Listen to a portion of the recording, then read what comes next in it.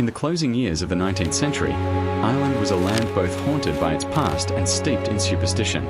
It was a country caught between the grip of deep-rooted folklore and the slow advance of science, a place where poverty lingered across the countryside and where the old stories were still whispered by firelight.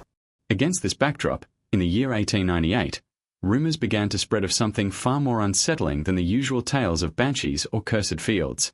In a remote part of rural Ireland, whispers spoke of children born into a certain family who carried a grotesque mark unlike anything anyone had seen before. They were said to have eyes embedded into the palms of their hands. Some swore these children could see through them, that their strange second sight was the mark of a curse or perhaps a punishment.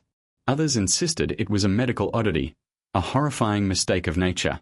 Whatever the truth, the story of these children became part of a disturbing local legend, and eventually, part of a darker history. Legends of children marked by deformities have always fascinated and terrified people in equal measure. In Victorian and post-Victorian Europe, the line between medicine and myth was thin, and the strange was often quickly interpreted as supernatural. In rural Ireland especially, the church and folklore held equal sway over how people understood the world. If a cow fell ill or a child was born sickly, the cause was often explained as witchcraft, fairy abduction, or divine retribution. So when stories emerged of children with eyes in their palms, the reaction was predictably shaped by fear. Villagers might whisper that such children were not quite human, that they were cursed by God, or that they had been marked by the devil himself. But for others, the very horror of the rumour made it impossible to dismiss, and the tale spread quickly from farm to village, carried on hushed voices like a contagious secret.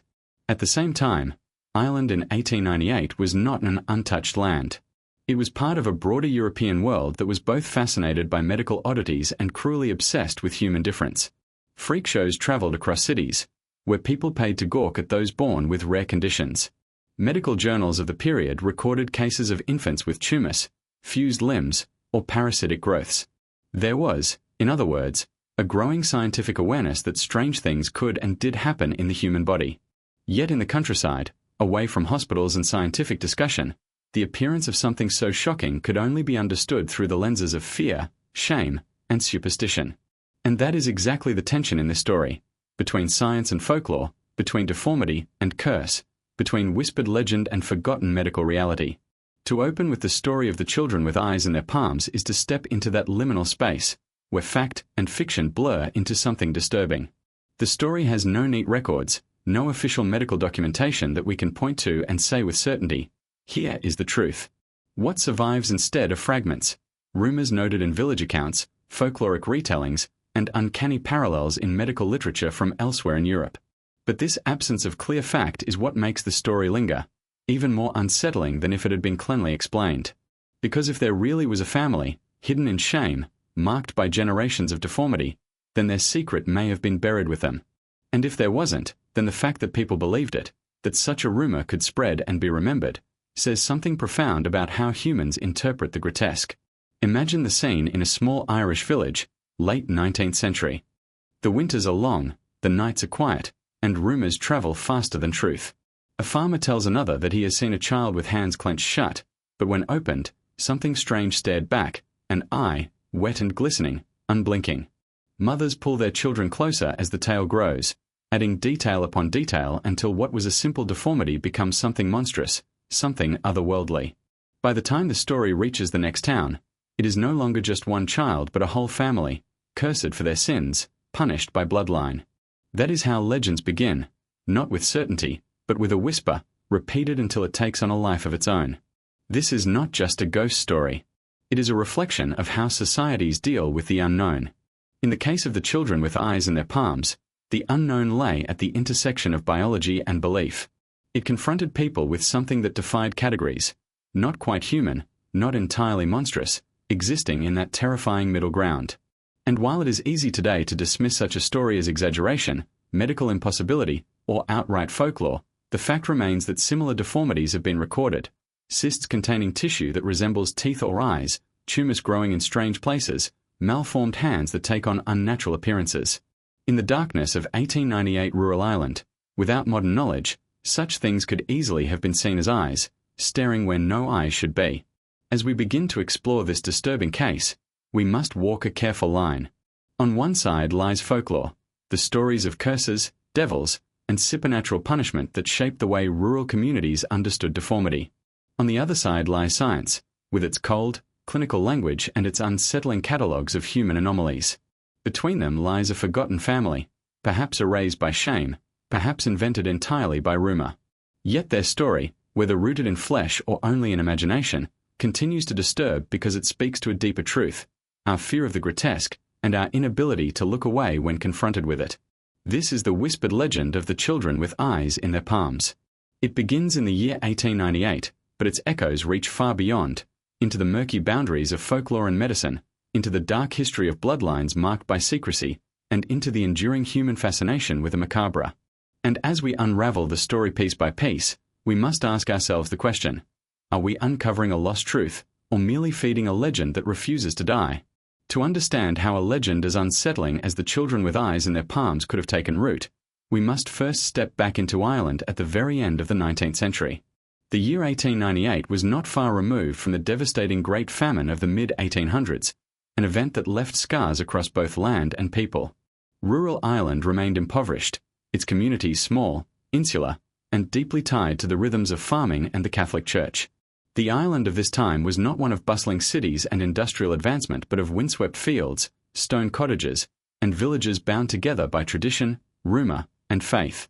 Life was hard, and survival often depended on close-knit family units and communities where everyone knew one another's secrets, or thought they did. It was also a country where folklore was not a relic of the past but part of everyday life. Stories of the fair folk, of changelings, of curses and blessings, shape how people understood tragedy and difference. If a child was born sickly, some mothers whispered that the fairies had stolen the real infant and left behind a changeling. If a harvest failed, neighbors speculated about who had brought down a curse. The supernatural was woven into the fabric of explanation, especially in rural areas far removed from the growing influence of modern science. In 1898, this cultural environment provided fertile ground for rumors of children with grotesque, impossible features. The Catholic Church's grip on daily life cannot be underestimated. Priests were not only spiritual leaders but arbiters of morality and even mediators of village disputes. Their interpretations of events carried immense weight, and anything abnormal was often explained through the lens of sin, punishment, or the devil's interference. This meant that deformities were rarely seen as random accidents of nature. Instead, they were regarded as signs of divine wrath or proof of unholy influence. For families, this could be devastating. A child born with a severe deformity might be treated not with compassion but with shame, hidden away from public view to avoid disgrace or whispers of a curse that tainted the bloodline. It is in this context that we must place the whispered accounts of the children with eyes in their palms. The story did not appear in isolation but emerged from a society primed to believe that misfortune was never without meaning. The strange, the grotesque, and the inexplicable were all interpreted as signs, warnings to the community, punishments for sins, or the dark fulfillment of a family curse. The villagers of 1898 Ireland did not have the vocabulary of genetics or teratology to explain what they might have seen. They had the language of superstition and religion, and they used it to make sense of the inexplicable. This era was also marked by secrecy. Families did not openly share their struggles, and when scandal threatened, silence was the most powerful weapon. In small communities where reputation was everything, a family marked by deformity or strangeness might go to great lengths to cover it up. Children who were different could be hidden away, sometimes raised out of sight, other times sent to asylums or religious institutions where they would vanish from local memory. Such silence created gaps in the record, and in those gaps, rumor and folklore thrived. The less that was known, the more that could be imagined. The whispered details of a child's strange hands could morph in the telling into something more sinister, eyes staring from a palm, watching in ways that made villagers shudder. It is important to note that Ireland at the time was not isolated from broader European trends. Across the continent, there was a dual fascination with the grotesque. On one side, freak shows displayed people with rare conditions, turning their differences into public spectacle. On the other, the emerging field of medical science began to document deformities in journals and case studies. Yet these developments barely reached rural Irish communities, where literacy was limited and doctors were scarce. For most villagers, the only knowledge of human oddities came from stories, not scientific reports. This left folklore as the dominant framework for understanding. The idea of a child with a malformed hand might echo through the village not as a medical anomaly but as proof of a curse. The year 1898 also marked a time of tension between tradition and modernity. Ireland was slowly moving toward greater political unrest and eventual independence, but in the countryside, daily life remained rooted in the old ways.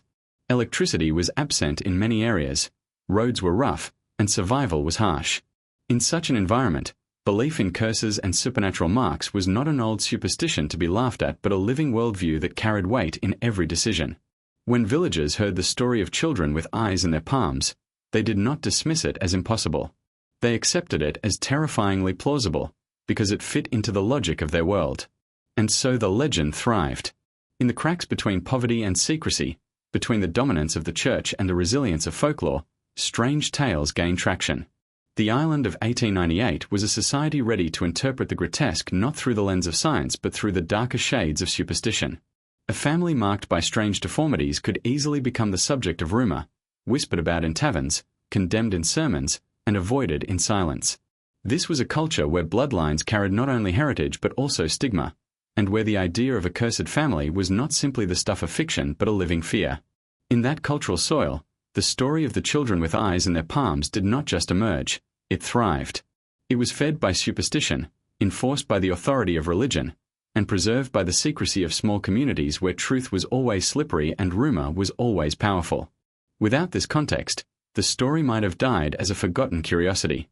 But in the Ireland of 1898, it had everything it needed to become legend, carried forward in whispers that still disturb us today. Every legend has roots, and when we trace the whispered story of the children with eyes in their palms, the trail does not begin in 1898. Rather, it stretches backward, buried in half-remembered accounts of earlier generations and a family whose name, if it was ever written down, has long since been lost to time. The villagers who whispered about them rarely spoke directly, but the suggestion was always the same. This was not a sudden event, not a single strange birth, but the continuation of something older, something woven into the blood itself. In rural Ireland, where family lines stretched deep into the soil of the same land for centuries, every family carried a reputation. Some were respected for their piety, others whispered about for supposed dealings with the fair folk, and others still pitted for being unlucky. To be unlucky was no small matter. It could mean generations of hardship, sickness, or strange births. It was this idea of hereditary misfortune that likely gave the story its particular weight. The children of 1898 were not seen as isolated anomalies, but as the latest chapter in a bloodline already thought to be tainted. Accounts from locals, whether preserved in oral folklore or passed quietly into local writings, often suggested earlier signs of strangeness. Some said that the family in question had, for decades, produced children with unusual hands, fused fingers, twisted digits, or fleshy growths that did not resemble normal limbs. Such deformities, when seen through the fearful lens of superstition, could easily be reinterpreted as signs of something supernatural. A misshapen thumb might become an extra eye. A palm cyst that glistened with moisture might, in retelling, resemble something that blinked. The gap between fact and exaggeration was wide, and fear did the rest.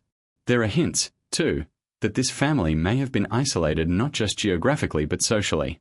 In small villages, marriage choices were limited, and cousin marriages were not uncommon. Generations of intermarriage could lead to an increased chance of rare genetic conditions being passed down. Modern science would later explain how certain mutations, when repeated in small gene pools, can manifest in physical deformities across generations. But in the late 19th century, no villager would have described it this way. Instead, they would have spoken of a cursed bloodline, a family carrying a mark passed from parent to child like a dark inheritance. The rumors often extended beyond physical deformities. Some villagers claimed the family suffered other signs of the curse: children who died young, mothers who died in childbirth, men who went blind before their time. Misfortunes that might be explained by poverty, poor nutrition, or lack of medical care were instead tied to the larger narrative of doom surrounding the family name. In this way, even ordinary tragedy became fuel for the growing legend. If a child was buried before its first birthday, it was not the cruel reality of disease but the evidence of a bloodline stained by unnatural forces. One of the most persistent whispers tied the family to old land disputes and the possibility of an ancestral curse. Ireland was a land thick with stories of wronged neighbours, of land stolen or boundaries crossed, of grudges carried for generations. It is easy to imagine that, somewhere in the fog of the past, this family had quarrelled with others, and that later misfortunes were remembered not as coincidence but as divine punishment. In Catholic Ireland, curses were not just folkloric but deeply theological. A priest might condemn a sinner's bloodline, and villagers, watching the family's repeated tragedies, might see the words fulfilled before their eyes. Yet there is another layer to consider: the silence of the family itself. In many rural communities, deformities brought immense shame, not only to the parents but to the entire extended family. A child born with a visible abnormality might never be shown in public. Guests would never be invited into the home. Over time, the secrecy itself created fertile ground for rumor. People began to ask, why do they hide their children? Why does the family avoid gatherings? Why does no one speak their name aloud in church? Silence, in such a context, was almost worse than evidence. It allowed imaginations to run wild, transforming hidden deformities into monstrous possibilities. This generational silence fed directly into the legend of the children with eyes in their palms. If one generation produced strange offspring, and the next also produced tragedies or hidden children, then by the time 1898 arrived, the story had already been shaped into something inevitable. Villagers did not see the 1898 children as shocking novelties but as confirmation of what they already feared, that this family carried something unnatural in their very blood. Folklore, too, has a way of attaching itself to bloodlines. Irish mythology is rich with tales of families blessed or cursed across centuries. Heroes descended from kings, villains cursed for crimes their ancestors committed. To a people steeped in such stories, the idea of a bloodline carrying a deformity across generations was not just plausible, it was expected. It tied the family into the larger mythic landscape of Ireland itself, making them part of a living legend. And so, by 1898, the ground was prepared. The family's reputation was already heavy with rumor, the village primed to see any abnormality not as chance but as curse. When stories emerged of children with hands that seemed to hold eyes, the community did not question whether it was possible. They accepted it as the culmination of a bloodline already steeped in darkness. The story was not just about a single child or even a single year. It was about generations, about the weight of inheritance, and about the terrifying idea that some curses cannot be escaped, only endured until the bloodline itself withers away. The whispers of this family's earlier generations remain vague and uncertain, but in their very vagueness lies the power of the legend. The less that is known, the more that can be feared. And in the Ireland of the late 19th century, that fear was enough to ensure that the family story would not be forgotten. The children of 1898 were not anomalies in the villagers' eyes. They were the inevitable end of a line marked for generations, a disturbing bloodline cursed to carry eyes in their hands. This is the part of the story where the whispers sharpen into something unforgettable, where the vague rumors about a cursed bloodline suddenly take on the shape of a disturbing reality. In the year 1898, accounts emerged of children in a particular Irish family whose deformities were so unsettling that villagers described them as having eyes in their palms.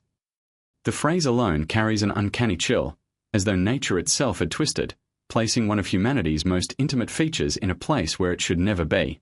Whether literal or metaphorical, the image was strong enough to endure in local folklore and strike fear into all who heard it. The descriptions, of course, vary. Some villagers claimed that when the children opened their small hands, one could see something glossy, round, and wet embedded in the flesh, something that looked like an eye. Others insisted that it was not an actual eye but growths, cysts, or strange malformations that resembled them. A few of the most extreme stories painted an even darker picture, that the children could blink these eyes, and even see through them, possessing a second sight that frightened anyone who dared to look. It is difficult to separate exaggeration from observation, but one thing is clear: these children were regarded not merely as malformed but as unnatural. In a time without photography or reliable record-keeping in rural Ireland, stories spread through word of mouth, often embellished with every retelling. A farmer might have seen a child with clenched fists, and when pried open, something fleshy and glistening sat in the palm. To his shocked imagination, it was not a cyst or a deformity but an eye staring back. By the time this story reached the next household, it had become two children, both cursed. By the time it reached the tavern, it had grown into a family whose very blood carried the mark of a curse. This is how folklore takes root, not with deliberate lies, but with fear translating into vivid imagery that spreads faster than truth. But what might the villagers have actually seen? From a modern perspective, there are several medical possibilities. One is the phenomenon of dermoid cysts, strange growths that can contain hair, teeth, and even fragments of tissue resembling eyes. In rare cases, These can appear in places like the hands. Another possibility is teratomas, tumors made of different types of tissue that can grow in bizarre and grotesque ways. Under dim candlelight, in a poor cottage, the moist surface of such a cyst might easily be seen as a small, grotesque eye. Another explanation is severe hand deformities. Conditions like syndactyly, where fingers fuse together, or polydactyly, extra digits, can sometimes create shapes in the palm that, to the untrained eye, resemble an eye socket. Certain deformities cause pockets of exposed tissue or abnormal indentations that glisten when damp, and these could easily be described as eye-like.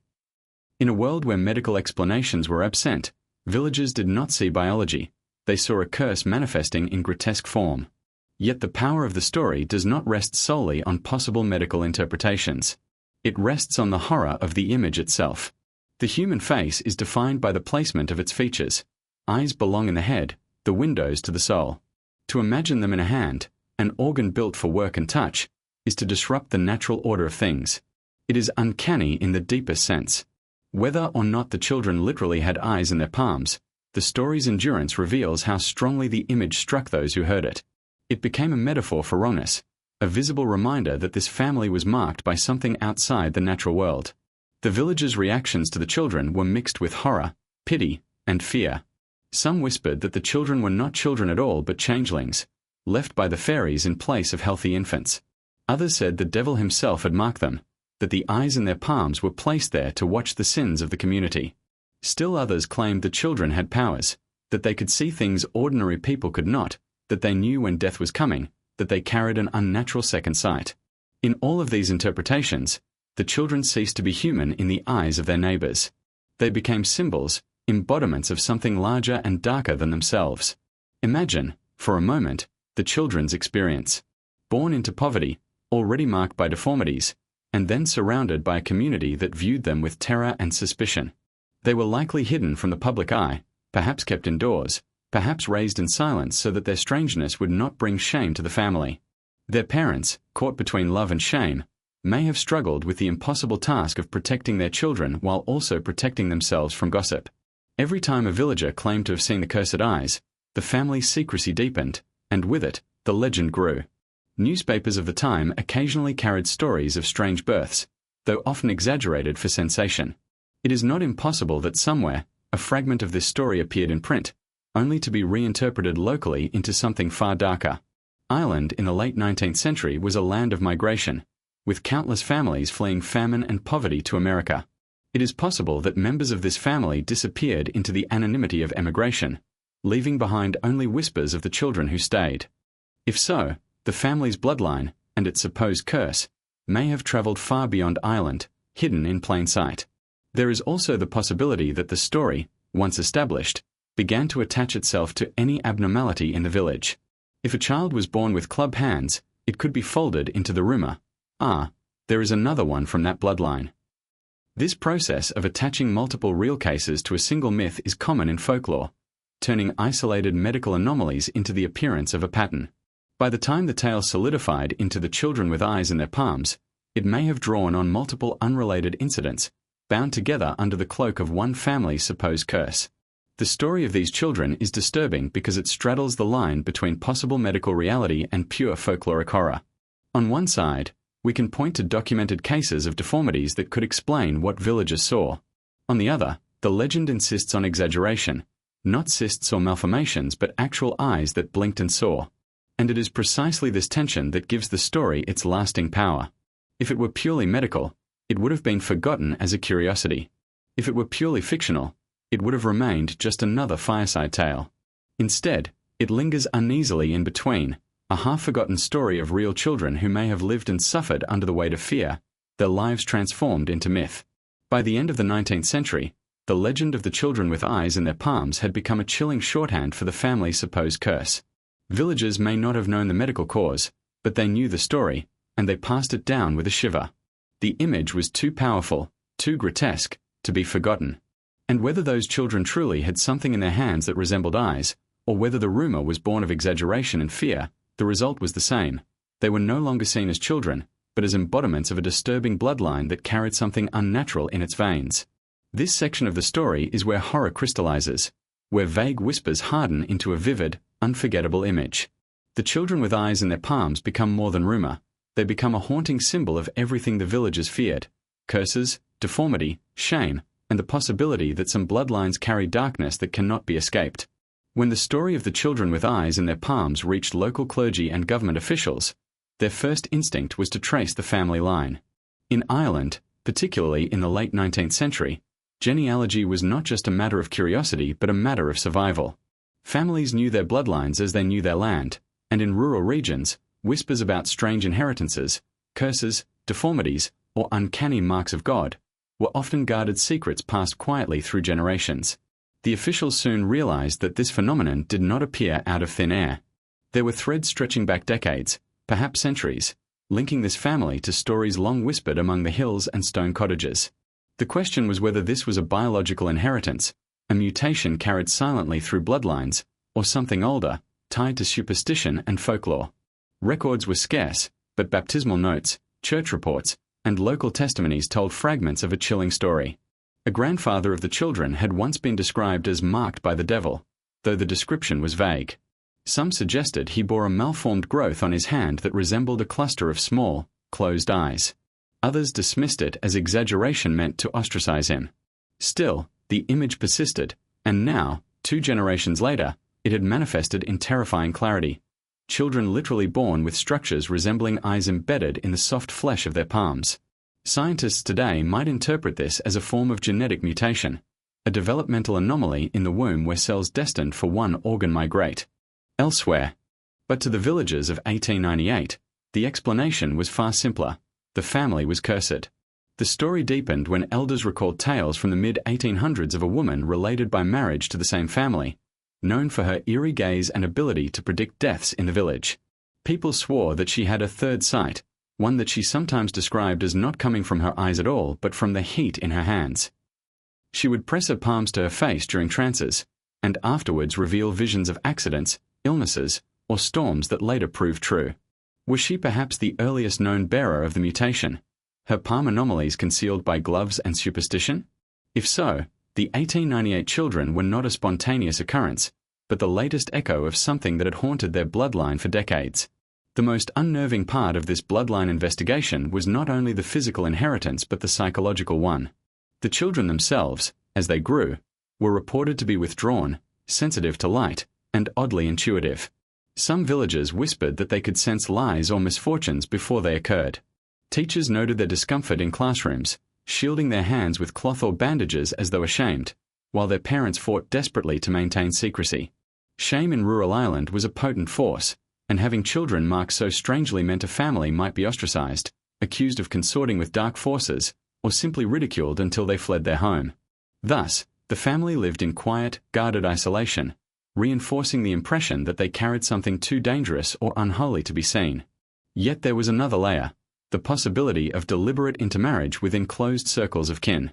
In small rural communities, cousin marriages were not uncommon due to limited options and strong ties to land and property.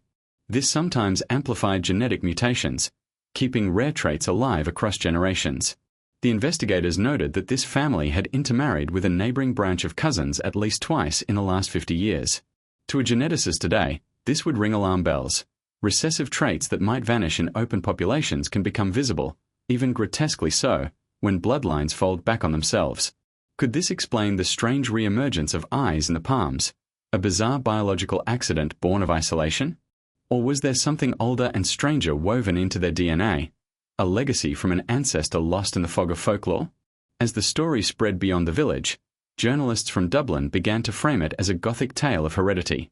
One paper described the children as the cursed offspring of a forgotten line, hinting that the family might be descended from outcasts or even from those rumored to practice pagan rites before Ireland's conversion to Christianity.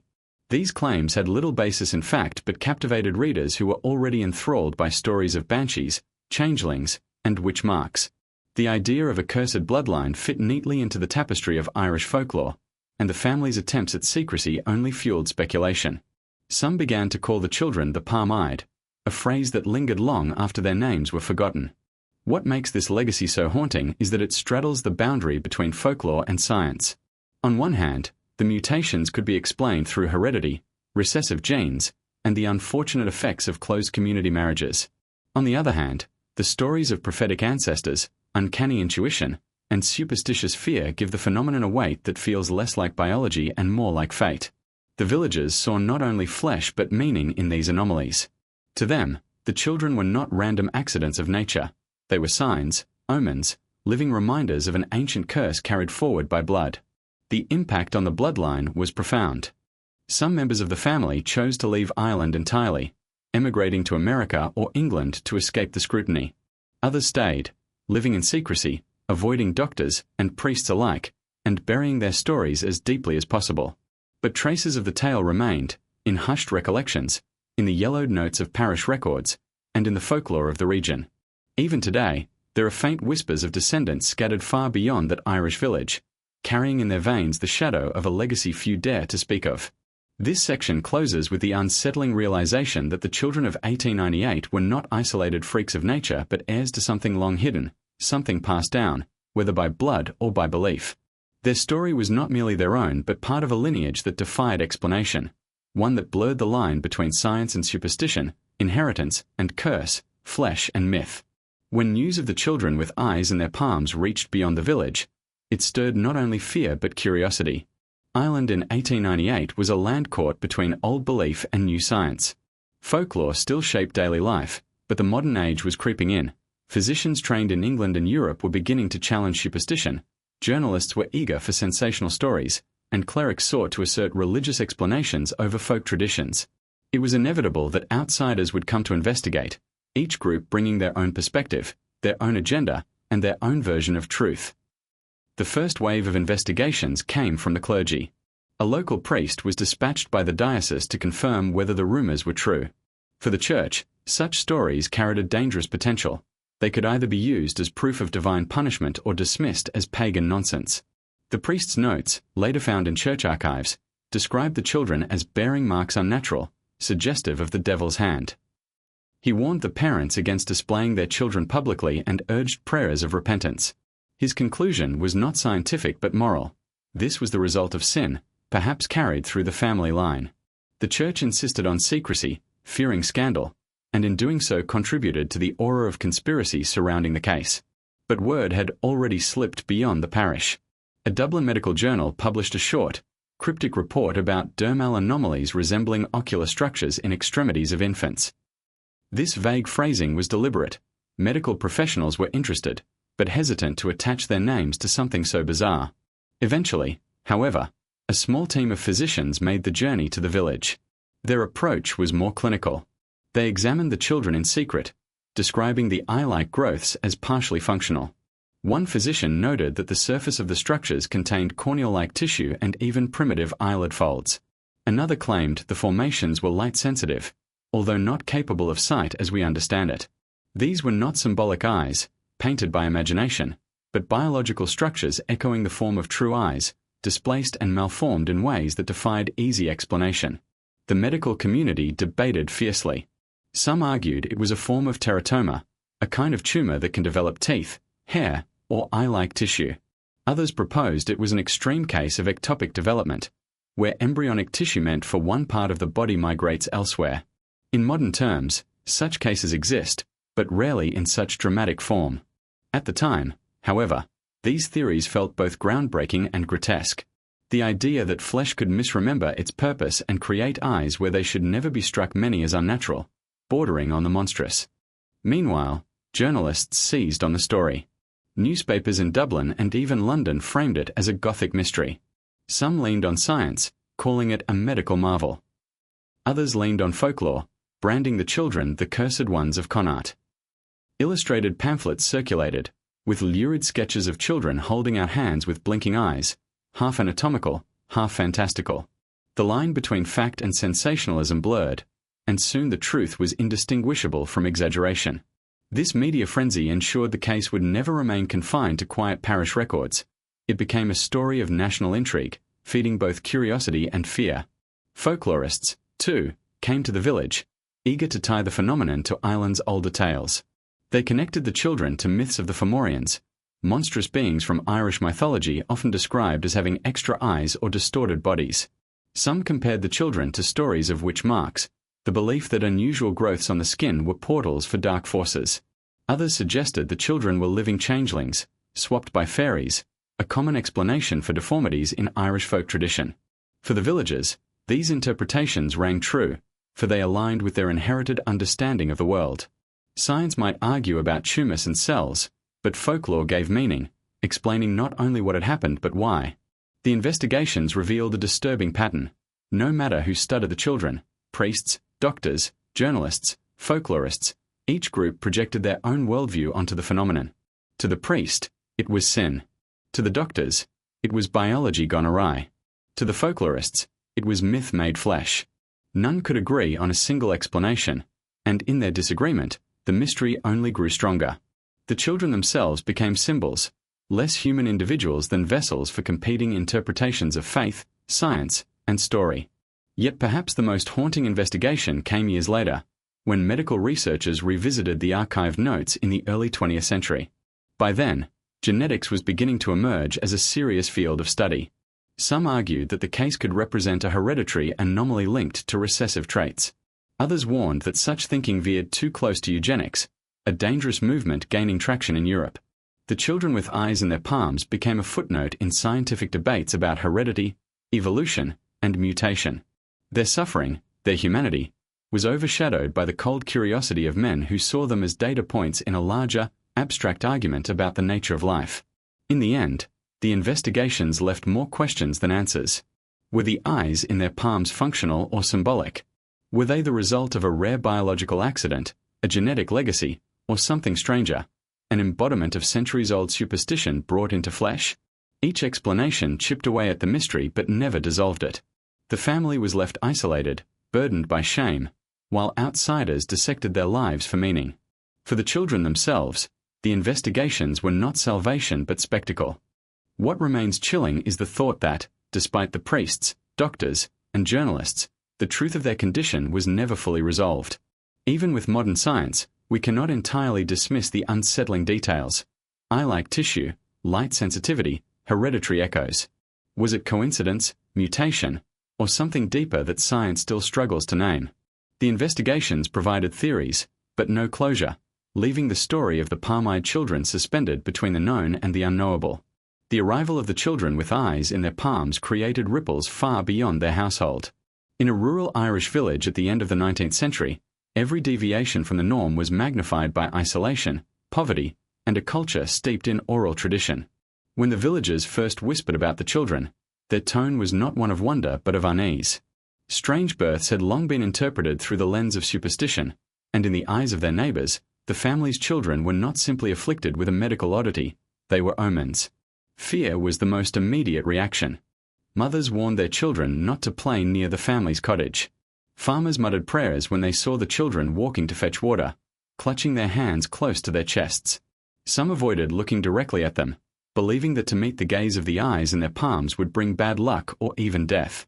The Irish countryside in 1898 was already haunted by famine memories, disease, and poverty. Any sign that nature had broken its order was a reminder of fragility, of divine displeasure, or of dark forces lurking just out of sight. Folklore rushed to fill the silence. Elders connected the palm-eyed children to the old tales of changelings, fairy-born impostors who replaced human children in their cradles. According to these beliefs, fairies might steal away a healthy child and leave behind one marked, malformed, or cursed. The extra eyes were seen as proof. These were not truly human children, but spirits of another world, their deformity exposing their alien origin. Some even whispered that the family must have offended the fair folk, perhaps by cutting a hawthorn tree, trespassing on a fairy ring, or failing to leave offerings. In these superstitions, the children were less victims of fate and more warnings to the entire community, a reminder of what happens when the unseen world is angered. Others linked the children to darker biblical interpretations. A few villagers spoke of the mark of the beast, drawing parallels to scripture where monstrous signs heralded end times or divine wrath. The priest's condemnation amplified this fear. His description of the condition as a manifestation of sin cast a shadow not only over the children but over their entire bloodline. Families who once shared meals with them now kept their distance, fearing association with what they believed was a cursed household. In a culture where reputation was survival, the stigma was devastating. The children themselves bore the weight of this fear. Accounts suggest they became targets of cruel gossip, and even of subtle forms of ostracism. Some villagers claimed to see the eyes blink, or to feel watched when the children passed. Rumors spread quickly. One farmer insisted a cow dropped dead after one of the children touched it. Another swore that crops withered in a field where the family had walked. Whether true or not, these stories multiplied, feeding collective fear until the family's presence seemed almost radioactive, dangerous to acknowledge. Yet fear was not universal. There were those who felt pity and compassion, though they rarely voiced it loudly. A local schoolteacher defended the children, insisting they were bright and capable, though shy and withdrawn. A midwife privately argued that what the villagers saw as supernatural was merely a cruel twist of nature. But voices of reason were drowned out by the louder, older voices of tradition, which thrived on the uncanny. In a community where myth and daily life intertwined, logic had little power against the weight of inherited fear. The folklore surrounding the children grew increasingly elaborate as stories passed from mouth to ear. Some claimed the extra eyes could see the future, or that they revealed lies. A tale emerged that one child had predicted a drowning after covering his natural eyes and staring at a neighbor through his palms. Another claimed the children never slept because the eyes in their hands remained open at night, scanning the shadows.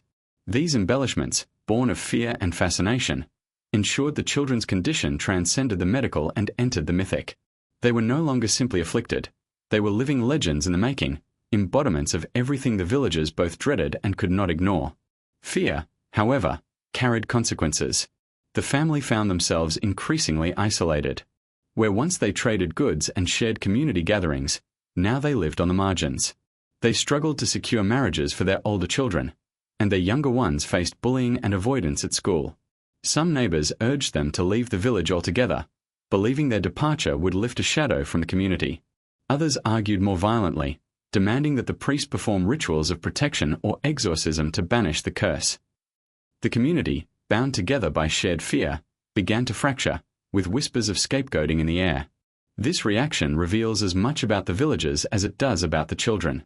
In a time of uncertainty, when famine and poverty left people searching for explanations, anomalies became repositories for collective anxiety.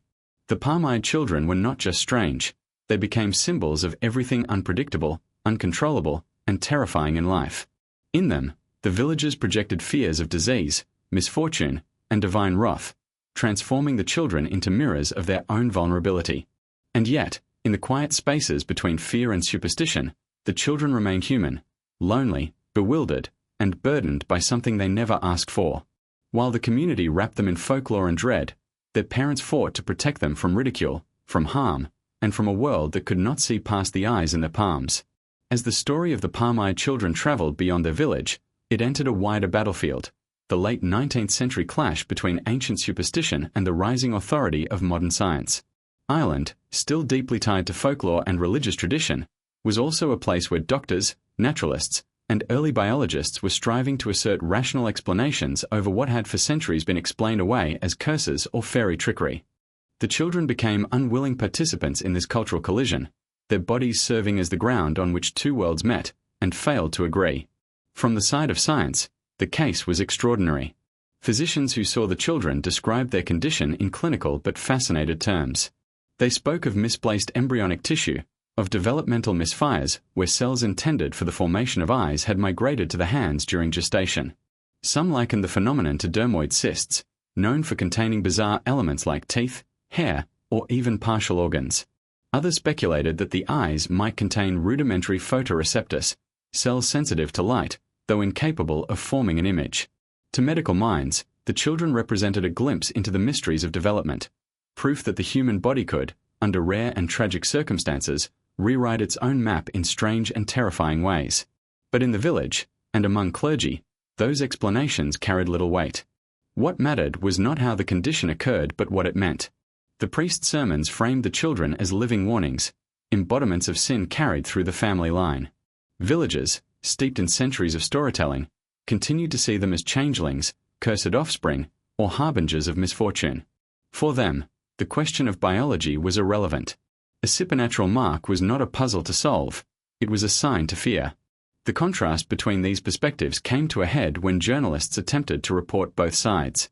Dublin papers quoted physicians who marveled at the dermal eyes, while also printing villager testimonies that spoke of fairy retribution and devil's curses.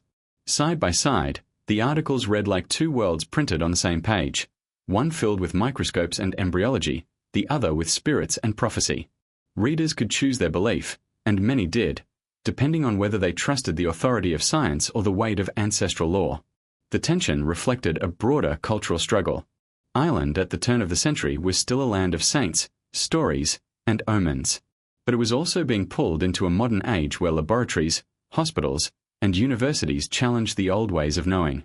The palm-eyed children sat uneasily between these two realities, impossible to dismiss as pure myth yet too unsettling to fully contain within science. They embodied the uncanny, a phenomenon that science could describe but not entirely explain, and that folklore could interpret but not prove. This clash had consequences for the family themselves. The medical men saw the children as specimens, cases to be documented. Their notes, detached and impersonal, reduced the children to a condition. Villagers, meanwhile, saw them as symbols, figures in a supernatural drama. Lost between these lenses, the children's humanity was forgotten. They were neither fully patients nor fully neighbors. They were curiosities, omens, and cautionary tales. Even beyond Ireland, the story became ammunition in debates about the nature of heredity and the limits of science. In England, some scientific journals cited the case as an example of atavism, the resurfacing of ancestral traits, even monstrous ones, long buried in human evolution. This chilling interpretation suggested that hidden within our bloodlines were ancient remnants waiting to resurface. For others, particularly those inclined towards superstition, such claims merely reinforced the idea of curses and bloodline legacies. If science admitted that strange traits could re-emerge across generations, was that not just another way of describing a curse? The children's story thus blurred the line between the rational and the irrational. Doctors tried to classify their condition as an anomaly, yet their descriptions bordered on the fantastical. Villagers wove their existence into fairy tales, yet some of their accounts contained unsettling accuracy about the children's sensitivity to light and their withdrawn behavior. In the overlap of these perspectives lay a chilling truth. No matter which side one chose, science or superstition, the children remained unexplainable, their existence haunting to both camps. The clash also revealed something deeper about human nature. Faced with the uncanny, people reached for the frameworks that gave them comfort. Scientists reached for theories of biology. Villagers reached for folklore. Priests reached for scripture. But none could fully dissolve the unease, because the phenomenon itself resisted neat categorization. The palm-eyed children reminded everyone, villager, priest, or doctor, that there were still mysteries beyond comprehension, and that the human body itself could become the site of the unthinkable. In the end, the explanations, whether medical or mystical, did little to change the family's fate. They remained shunned, their children hidden, their story distorted by outsiders and feared by neighbors. Science might have been advancing, but for them, superstition remained the stronger force. And even today, looking back with the benefit of modern genetics and embryology, the case retains its mystery. Yes, we can theorize about misplaced cells, recessive traits, or developmental disorders, but none of these erase the uncanny image of children opening their palms to reveal eyes staring back. This section closes with a chilling realization. The clash between science and superstition did not resolve the mystery, it only deepened it. The children became a symbol of the very limits of human understanding, proof that even as knowledge expands, there remain dark corners where reason falters and myth endures. As the years passed, the story of the palm-eyed children began to fade, not because it had been solved, but because it had been buried. What had once been whispered in village lanes, printed in sensational pamphlets, and debated in medical journals slowly dissolved into silence. This silence was not accidental. It was crafted, whether by shame, fear, or deliberate erasure. In the late 19th and early 20th centuries, disturbing anomalies were often concealed rather than recorded, and the case of the children in Ireland was no exception. The first signs of this disappearance can be traced in official documents. Parish registers from the village show births recorded in the 1890s, but with striking gaps around the years in which the palm-eyed children were said to have been born. It is possible the priest deliberately omitted or altered the entries, unwilling to stain the parish book with names associated with what he believed to be a curse. Medical notes, too, are incomplete. Fragments of descriptions survive in obscure journals, but many were unsigned, published anonymously, or phrased so vaguely that future researchers could not connect them to a single family or place. It was as though the doctors wanted to satisfy their curiosity without attaching themselves to a case so disturbing it might tarnish their reputations. Local memory was just as selective. Oral histories collected in the early 20th century contained tantalizing allusions to children marked by fairy eyes or a cursed line that vanished. Yet when folklorists pressed for specifics, names, dates, locations, the answers grew vague. Families who might have remembered details refused to speak, or claimed ignorance. In small, tightly bound communities, silence could be a form of protection. By refusing to retell the story, the villagers sought to seal it away, to prevent the children's memory from becoming a permanent stain on their collective identity. There is also the possibility of intentional suppression. At the turn of the century, Ireland was undergoing profound change. Political movements toward independence, struggles with poverty, and efforts to present itself as a modern, respectable nation. Stories of monstrous children with eyes in their palms did not fit the image nationalists wanted to project. Such tales risked feeding colonial stereotypes of the Irish as backward, superstitious, or grotesque. It is not unreasonable to imagine that parish authorities, journalists, or even families themselves quietly allowed the records to fade, burying the unsettling case beneath layers of silence. What makes this vanishing particularly haunting is the contrast between how sensationalized the children's existence briefly was and how thoroughly it disappeared afterwards. For a moment, they were the subject of awe, fear, and debate. Then, as quickly as they emerged, they dissolved into rumor. No photographs survive, though cameras existed by then. No preserved specimens, though doctors examined them. No reliable family tree, though genealogy was carefully kept. It is as though the children were swallowed by history itself, leaving behind only fragments, shadows cast on paper, whispers carried by folklore. And yet, silence does not mean absence. Sometimes, the absence itself is a clue. The missing records, the deliberate vagueness, the refusal to speak, all of these suggest a collective effort to make the story disappear. But stories that are suppressed do not die, they mutate. In the decades that followed, the tale of the palm-eyed children lived on as legend rather than fact. Travelers told it around firesides, stripped of names and dates, framing it as a warning about pride, curses, or fairy retribution. The transformation from history to folklore was itself a survival strategy. The only way the story could endure was if it became detached from its true origin. For modern researchers, this silence poses a challenge. Without hard evidence, the line between fact and fiction blurs. Were the children real? Or were they exaggerated into existence by villagers hungry for meaning? Were the medical reports accurate? Or were they embellished to captivate readers? The lack of records makes certainty impossible, and that impossibility only intensifies the story's unsettling aura. It is one thing to read about a grotesque condition in a medical journal. It is another to feel that the truth has been deliberately hidden, sealed away because it was too disturbing for the world to keep. In this way, the vanishing of the records adds a final, spectral layer to the children's legacy. Not only were they anomalies in life, they became ghosts in history. They flickered briefly in the public eye and then were extinguished, not by death alone but by silence. What remains is not a clear story but a void, a gap where certainty should be, a shadow where fact should stand. And that void, in its own way, is more haunting than any preserved evidence could have been. The silence of history, carefully maintained, ensures that the palm-eyed children will never fully belong to either science or superstition. They remain suspended between the two, their memory half lost, half remembered, flickering in the darkness between fact and legend.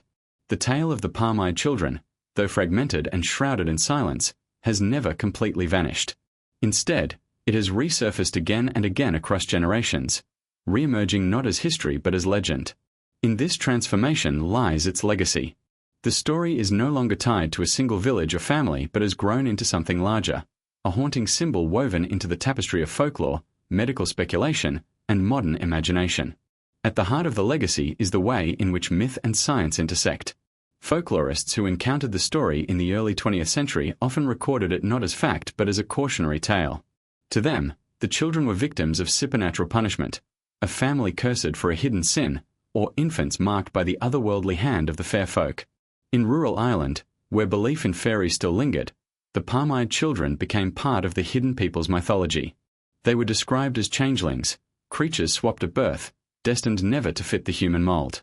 For locals, this explanation was more satisfying than the cold detachment of medical science.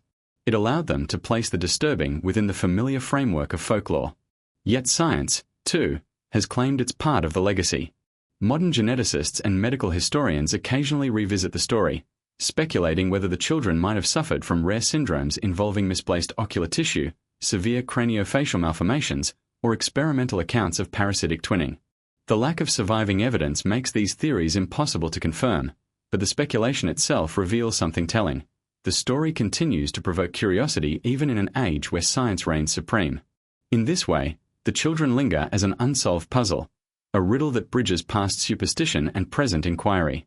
The myth also touches on something deeper, our fear of difference. In every age, societies have reacted with discomfort, even hostility, toward those whose bodies did not conform to the expected. The palm-eyed children embody this fear in an extreme form. Their story is unsettling not only because of their condition but because of what it reveals about human responses to the unknown. They were hidden, shunned, or turned into spectacles depending on who encountered them. Their very existence forced communities to confront uncomfortable questions. What makes a human human? Where do we draw the line between natural and unnatural, divine and cursed, scientific and monstrous? Modern reflections on the story often highlight this theme. In disability studies, the palm-eyed children have been invoked as an example of how societies marginalize and erase those who do not fit the norm. Instead of being remembered as individuals with their own lives and experiences, they became symbols, tools for storytelling, objects of fascination, or warnings against pride and sin. Their humanity was obscured by the layers of fear and myth laid upon them. In this light, their legacy becomes not only about folklore but also about the ethics of memory. The persistence of the legend also reveals something about the human need for mystery. In a world increasingly explained by science, stories like these endure precisely because they resist closure. The absence of evidence does not kill them, it feeds them. Each missing record, each vanished photograph, each unanswered question allows the imagination to fill the void. Were they real? Were they exaggerated? Were they inventions that spiraled into myth? The lack of certainty makes the story stronger, not weaker, because it leaves space for endless reinterpretation. In contemporary times, the palm-eyed children have taken on new forms. Internet forums dedicated to the paranormal retell their story as though it were a hidden chapter of medical history suppressed by authorities. Writers of horror fiction adapt them into grotesque characters, haunting images of beings whose eyes follow you not from their faces but from the palms of their hands. Artists sketch them as surreal figures, half human, half otherworldly, suspended in the liminal space between beauty and horror. In each retelling, the essence remains, a haunting reminder of the limits of human understanding and the fragility of what we consider normal.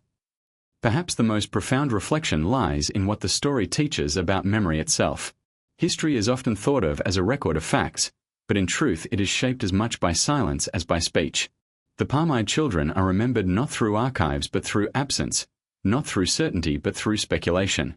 Their legacy demonstrates how the forgotten can be as powerful as the remembered. They are proof that erasure does not destroy, it transforms. It turns history into myth, people into symbols, and silence into an echo that refuses to fade. And so, the legacy of the palm-eyed children is not confined to the 19th century Irish village where they were born. It extends into the present, reshaping itself with every retelling. They exist now as a mirror for our fears, our curiosities, and our moral failures. They are remembered as much for what we do not know as for what we do. In this way, their story endures, not as a solved mystery, but as an eternal question. The myth remains alive, flickering at the edge of history and imagination, forever haunting the boundary between truth and legend. As we draw the story of the palm-eyed children to a close, what remains is not certainty but tension, a lingering unease that sits between history and myth, science and superstition, memory and silence. Their tale does not resolve neatly, because it was never meant to. Instead, it exists in that twilight zone where the human mind struggles to reconcile what it cannot fully explain. This is perhaps why the story still matters. It reminds us that even in an age dominated by reason, there will always be places where logic falters and mystery refuses to be silenced. The question at the heart of this documentary is deceptively simple. Were the children real? The historical fragments suggest they may have been. Records of a family, whispers of a bloodline, testimonies that refuse to fade. But the lack of physical proof leaves room for doubt. For some, this void is enough to dismiss the story as fabrication. folklore twisted into fact. For others, the very absence of evidence is what gives it power. The truth may lie somewhere in between. Perhaps there were children who suffered from rare and misunderstood conditions, and over time their story was magnified, reshaped, and mythologized until it became something unrecognizable. But whether they existed as described is not the only point. What matters more is what their story reveals about us. The palm-eyed children are a lens through which we glimpse humanity's deepest fears: the fear of difference, the fear of the unknown, the fear that our world is stranger and more fragile than we dare admit. They expose the instinct to hide what unsettles us, to erase what we cannot fit into neat categories, and to label as monstrous what we do not understand. In this way, the story is less about the children themselves and more about the societies that responded to them. The villagers who whispered about curses, the priests who warned of divine punishment, the doctors who turned away, either out of helplessness or self-preservation. Each of these reactions speaks volumes about how humanity has historically treated those who fall outside the boundaries of the normal. The children may have been anomalies of biology, but their greatest tragedy was the silence imposed upon them, the refusal to let them exist as simply human. Yet, in another sense, they endure. Their memory has not been erased. Instead, it has transformed. Today, we remember them not through birth records or photographs, but through story. And in that story, they have achieved a kind of immortality. They live on not as individuals bound by time and place, but as symbols that transcend both. Symbols of the blurred line between science and superstition. Symbols of how myth can grow from the soil of forgotten history. Symbols of the eternal human struggle with the strange and the uncanny. And there is something undeniably haunting about this endurance. Even now, over a century later, the idea of children with eyes in their palms lingers in our collective imagination. It unsettles us, disturbs us, refuses to leave us alone. We picture them not in the dusty pages of history but as ghostly presences, forever watching, their gaze unblinking from the palms of their hands. The image is grotesque, but it is also unforgettable, and that is why the story remains. Perhaps, in the end, that is the real power of the palm-eyed children. They remind us that truth and legend are not opposites but companions. History bleeds into folklore, and folklore bleeds back into history. What begins as fact can transform into myth, and what begins as myth can still hold truths about the fears and desires of those who tell it. In that sense, the palm-eyed children belong not only to the past but also to us, to the present, to the future, to every generation that dares to peer into the dark corners of history and ask, what if? As the story fades into silence, one question remains: are we haunted by the children themselves, or by what they represent? Do their unblinking eyes still stare at us from the shadows of Forgotten Island, or do we see only the reflection of our own discomfort with mystery? The answer, like the story itself, may never be known. But perhaps that is the point. Some stories are not meant to be solved. They are meant to remind us of the limits of our knowledge, and of the strange, unsettling beauty that lies just beyond it. And so the tale of the palm-eyed children closes, not with resolution, but with a lingering echo. They remain suspended between legend and reality, between history and nightmare. Watching, waiting, enduring,